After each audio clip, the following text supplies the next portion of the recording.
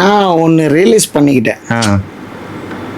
வாழ்ற நாள் இல்லை நான் வீட்டில் சேஃபாக தான் இருக்கிறேன்னு நான் நினச்சிக்கலாம். ஆனால் சாவணும்னு இருந்தால் அந்த ஃபேன் ஊந்தோ சாவலாம், இடி ஊந்தோ சாவலாம், இந்த பில்டிங் ஊந்து கூட சாவலாம். கண்டிப்பா. அதனால டெத்து வந்து நிச்சயம் இல்லை. பணம் காசு கம்மியாக சம்பாதிச்சாலும் மன நிம்மதியோட இருக்கணுன்றதை நான் புரிஞ்சுக்கிட்டேன்.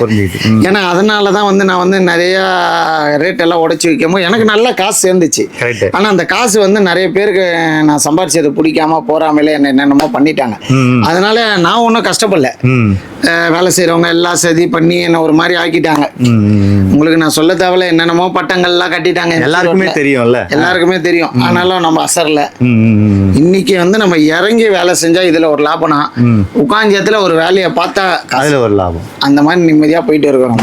ஸோ அதனால எந்த நிமிஷமும் எது ஒன்றா யாரு கூட நடக்கலாம். இன்றைய வாழ்க்கை நிச்சயம் இல்லை. கரெக்டுங்களா? ஸோ இருக்கிற லைஃபை என்ஜாய் பண்ணுங்க. ஆனா உழைத்து வாழுங்கள், பிறர் உழைப்பில் வாழ்ந்துடாதீங்க. நான் ஆரம்பத்துல இருந்து சொல்றது.